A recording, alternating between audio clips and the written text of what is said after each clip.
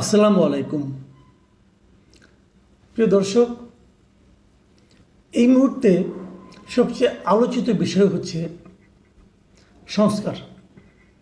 সংস্কারটা কিভাবে, যে দেশ যেভাবে চলছে, যে সমস্ত নিয়মকানুনের মাধ্যমে চলছে, প্রধানমন্ত্রীর যে ক্ষমতা, রাষ্ট্রপতির যে কোনো ক্ষমতা না থাকা, প্রধানমন্ত্রীর ইচ্ছে অনুযায়ী সব কিছু হওয়া, এমপিদের ক্ষমতা, রাষ্ট্রপতিকে কিভাবে নির্বাচন করা হবে তার পদ্ধতি নির্ধারণ, কতজন নারী আসন থাকবে, যারা নারী এমপি হবেন তারা কিভাবে নির্বাচিত হবেন, তারা কি জনগণের ভোটে নির্বাচিত হবেন নাকি এমপিদের দয়ায় নির্বাচিত হবেন, এই যে নানা রকম বিষয় আছে, এগুলোর ব্যাপারে একটা সমাধানে আসা, একটা সিদ্ধান্তে আসা, এমন একটা পদ্ধতি তৈরি করা যে পদ্ধতি হলে পর একজন ব্যক্তির হাতে ক্ষমতা এবং আর কুক্ষিগত না থাকে, এরকম একটা ব্যবস্থা তৈরির যে পদ্ধতি, যে আকাঙ্ক্ষা এবং যে কার্যক্রম,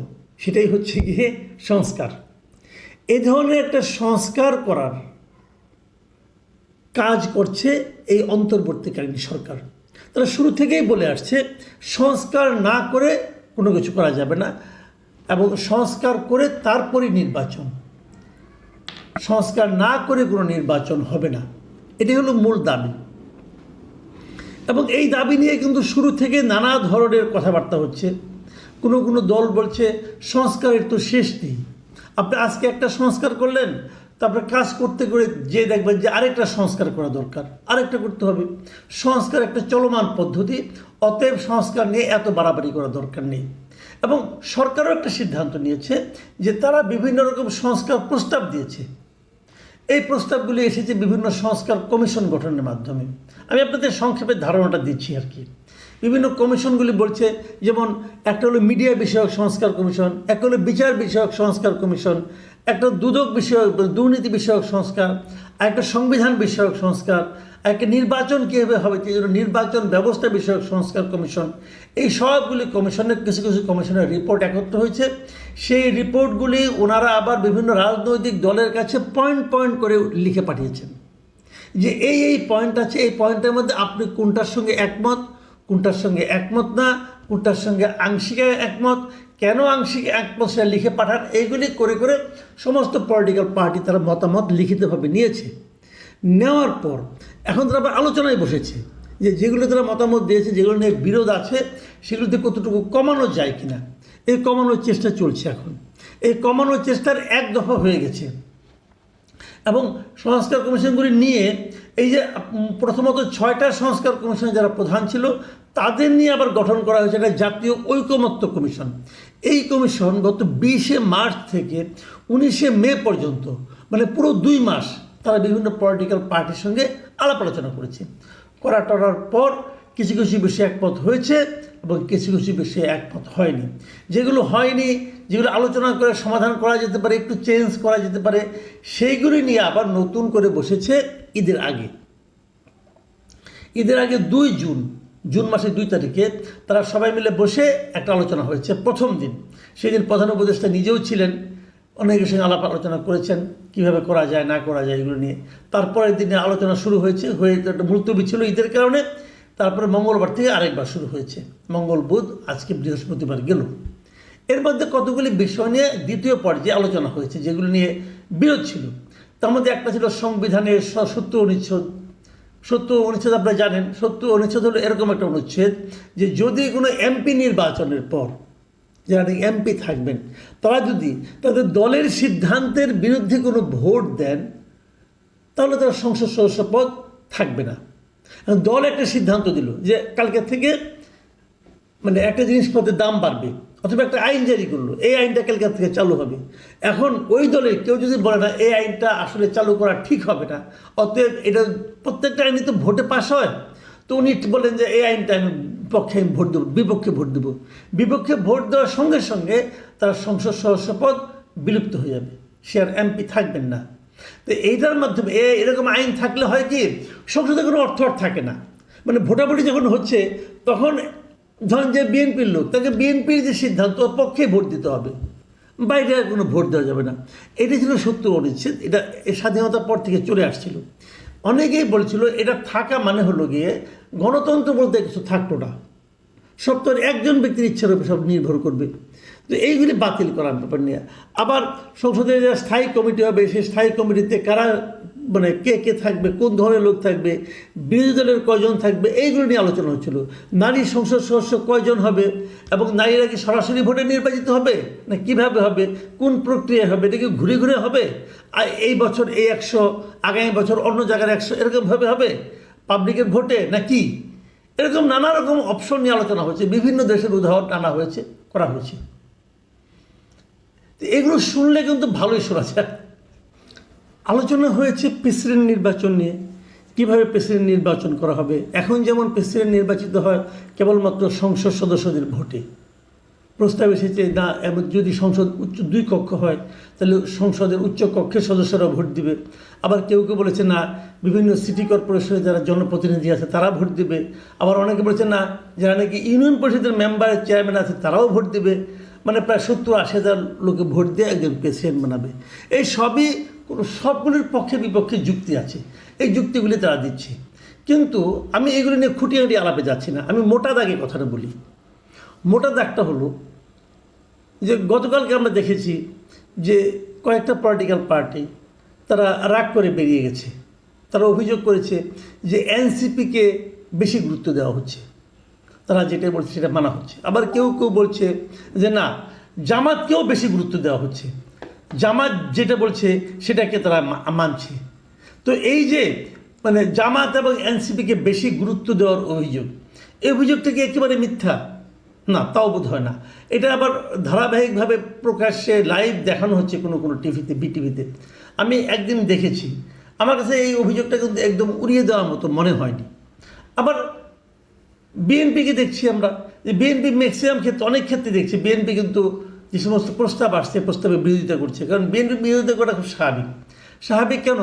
বিএনপি যে এখানে যে সংস্কারে যাচ্ছে প্রস্তাবগুলোতে, আমি যেটা বুঝি যে বিএনপি নিজেরই তো 31 দফা রাষ্ট্র সংস্কার প্রস্তাব আছে।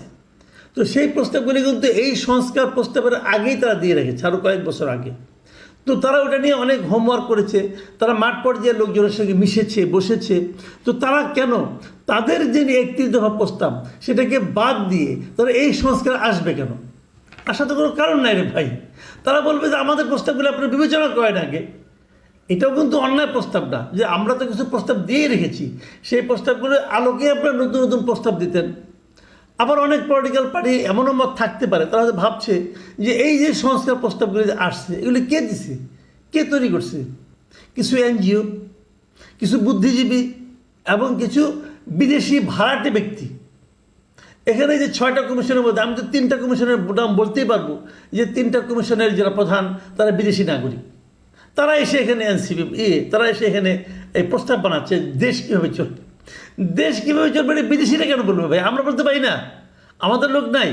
যারা আসছে তারা কি সব দুধে ধোয়া তুলসী পাতা নাকি? তাদের অতীত এবং বর্তমান সম্পর্কে আমাদের ধারণা আছে না? তারা কি মহামানব একজন? তো বিদেশ থেকে আনতে হবে কেন? এটা নিয়ে ভাই এই সংস্কার কমিশন গঠনের শুরুর থেকে আমি বলে আসতেছি। তো এটা মাথায় টাথায় নেয় না। তারা মনে করে দেশি লোক ভালো না, এই দেশ থেকে যায় নাকি এই দেশটাকে ঘৃণা করে চলে গিয়েছিল। শুনেন, একটা লোক যখন বিদেশের নাগরিকত্ব নেয়, কেন নেয়? সে যদি এই দেশটাকে ভালোই বাসত, এটা তার মাতৃভূমি, জন্মভূমি, যদি জন্মভূমিকে সে ভালোই বাসত, তাহলে তার যে আমেরিকার নাগরিকত্ব নেওয়ার দরকারটা কি? বুঝান তবে আমার এটা। তুমি ওখানে থাকো, গ্রিন কার্ড নিচ্ছ, তাও তুমি ওখানে নাগরিকত্ব নিচ্ছ কেন? যখন তুমি নাগরিকত্ব নাও তার মানে কি? তার মানে তুমি নিজের বাড়ির চেয়ে শ্বশুরবাড়ি বেশি পছন্দ করো। মূল ঘটনা হলো এটা ভাই, ও ঘর জামাই টাইপের। তো সে এসারি আবার নিজের বাড়িতে এসে মাতবাড়ি করতেছে যে তোমরা এভাবে থাকো। ধরেন 6 ভাইয়ের মধ্যে 1 ভাই চলে গেছে ঘর জামাই, আরেক জায়গায় থাকে। সে আশা করে যে বাড়ি ঘর কেমন করে হবে, সে ডিসিশন দেয়। তো এই ডিসিশন তুমি তো থাকবে না। এই যে লোকগুলো যারা সংস্কার প্রস্তাবে নিয়ে, যারা বিদেশি নাগরিক এবং যারা বিদেশি গুরুত্বপূর্ণ ব্যক্তিত্ব যারা আছে, তারা যখন এই সংস্কারগুলি করবে, করার পর তারা এখানে থাকবে, তারা তো ওখানে চলে যাবে। তারা যদি বলতো না এই দেশে থাকার জন্য আসছি, আমরা ওই নাগরিকত্ব ত্যাগ করে আসছি, তাহলে আমি বুঝতে পারতাম তারা মহান। তারা ওটা ত্যাগও করে নাই, তারা ওইটাও রাখছে, এটাও রাখবে। এই সমস্ত ফাজলামো চলছে আর কি। যাই হোক, তারপরে কিছু একটা হোক, একটা লিখিতভাবে যদি এসে যায়, একটা প্রস্তাব যদি চলে আসে, মন্দ কি, আমার কোনো আপত্তি নেই। কিন্তু যে জিনিসটা হচ্ছে আলোচনা করতে যে আমরা দেখতে পাচ্ছি যে কোনো দলে কিন্তু নিজ নিজ অবস্থান থেকে সরছে না। প্রত্যেকের দলের লক্ষ্যটা কি বলেন? প্রত্যেকের দল তাদের যে চিন্তা, তাদের চিন্তার অনুকূলে যে সমস্ত প্রস্তাব থাকবে তারা সেগুলিকে গ্রহণ করবে। যেমন ধরেন বড় পার্টি যেগুলি, যেমন বিএনপি ধরেন, বিএনপি তো আগামীতে ক্ষমতায় যাবে এটা আশা করে, কাজেই ক্ষমতায় গেলে তাদের প্রধানমন্ত্রী হবে, তারা প্রেসিডেন্ট যারা নির্বাচন করবে তারা চাইবে যে সেই প্রেসিডেন্ট আমার হাতেই থাকুক। ধরেন 300 আসনের মধ্যে বিএনপি যদি 200 আসন পায়, তাহলে 200 লোক যারা ভোট দিতে পারবে সেই প্রেসিডেন্ট হবে, তাহলে সেই প্রেসিডেন্টও তো বিএনপি লোক হবে, তাহলে তো কোনো ক্ষমতার ভারসাম্য কিন্তু আর থাকলো না। এই যে বিএনপি কিন্তু তার লাইনে চিন্তা করবে। আবার অন্যান্য দল কী ভাববে, আমি সারা দেশ থেকে যদি আমি ভোটার আনতে পারি, সারা দেশের ইউনিয়ন পরিষদের চেয়ারম্যান মেম্বার অথবা পৌরসভা অথবা মানে সিটি কর্পোরেশন অথবা উচ্চ কক্ষ, তাহলে কী হবে, একটা দলের প্রাধান্য নাও থাকতে পারে, তারপরে থাকবে মনে করা যায়, তো নাও থাকতে পারে। এই যে নাও থাকতে পারে এই জায়গাটাকেও বিএনপি ছাড় দিতে চাচ্ছে না। বিএনপির হিসেবে সব আমার দখলেই থাকবে। তাহলে কি হলো, আগে যেরকম আওয়ামী লীগ যা চাইতো বিএনপি ওটাই চায়, বেসিক্যালি ওরকম নিজের নিয়ন্ত্রণটা রাখতে চায়। আরেকটা প্রস্তাব আসছে জাতীয় সাংবিধানিক কাউন্সিল বা এনসিসি, এটা হলো গিয়ে বিভিন্ন গুরুত্বপূর্ণ পদগুলিতে নিয়োগ কীভাবে হবে এরকম একটা জাতীয় সাংবিধানিক কাউন্সিল করবে, এটা সবার উপরে থাকবে। এইটার ব্যাপারেও কিন্তু বিএনপির আপত্তি। বিএনপি বলছে এটা হলে পরে আমাদের মানে দলের মানে যে দল ক্ষমতায় থাকবে তাদের জায়গায় কাজকর্মে অসুবিধা হবে, নানা রকম যুক্তি আছে। আমিও তো ডিটেলে যাচ্ছি না, ডিটেলে গেলে এই প্রত্যেকটা নিয়ে একটা আলাদা এপিসোড করা যেতে পারে। কিন্তু মূল ঘটনাটা কি? মূল ঘটনা সবাই চাচ্ছে তার দলের কীভাবে সুবিধা হবে, তার নেতার কীভাবে সুবিধা হবে, সেটাই তাদের সবার লক্ষ্য। যদি এইটাই লক্ষ্য হয়, আমার বক্তব্য হলো এখানে জনগণ কোথায়? জনগণ কিন্তু কোথাও নাই। কিসে জনগণের ভালো হবে, কিসে জনগণের কর্তৃত্বটা থাকবে রাষ্ট্র পরিচালনার ক্ষেত্রে, সেটা নিয়ে কোনো আলোচনা নেই।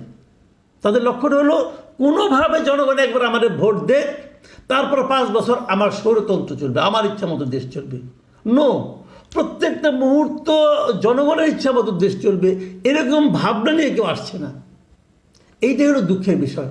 যা হোক, এটা নিয়ে আলোচনা লম্বা করি না, কেবল একটা কথাই বলতে চাই যে জনগণের ক্ষমতা যে সিস্টেমে বাড়ে সেটাই সবার করা উচিত, কিন্তু এগুলো খুব সহজে হবে বলে আমার কাছে মনে হয় না।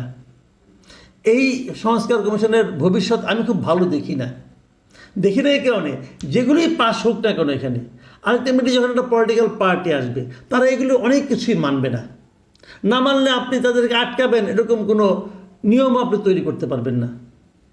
আমি পার্সোনালি মনে করি সবচেয়ে গুরুত্বপূর্ণ হচ্ছে নির্বাচন ব্যবস্থাকে ঠিক রাখা। যদি নির্বাচন ব্যবস্থা আপনি ঠিক করতে পারেন তাহলে একটা পলিটিক্যাল পার্টি ক্ষমতায় যাওয়ার পর যদি নিজেদের ইচ্ছামতো দেশ চালানোর চেষ্টা করে, তাহলে 5 বছর পর যেহেতু নির্বাচন ব্যবস্থাটা শক্ত আছে, সেই নির্বাচনের মাধ্যমে তাদের সরে যেতে হবে এরকম একটা ভয় তাদের মধ্যে থাকবে। ভয় থাকার কারণে তারা চাইলেও, মন চাইলেও তারা হয়তো জনগণের কথা, জনগণকে ভয় পাবে। আমার মনে হয় দুটো জিনিস, একটা হলো নির্বাচন ব্যবস্থা, আর একটা হচ্ছে বিচার ব্যবস্থা। আপনারা যদি এই দুটো জিনিস ঠিক রাখতে পারেন না, এই সংস্কার নিয়ে এত গবেষণা করার দরকার নেই। আর অথচ এই সংস্কারের নাম নিয়ে নির্বাচনটা কিন্তু বিলম্বিত করা হচ্ছে। আমরা চাই দ্রুত সংস্কার শেষ হোক। অবশ্যই বলা হয়েছে এর মধ্যে জুলাইয়ের মধ্যে সংস্কার তারা শেষ করবে প্রস্তাবগুলো। যদি সেটা হয় সেটা ভালো হবে। প্রিয় দর্শক, এখন এ পর্যন্তই। আল্লাহ হাফেজ।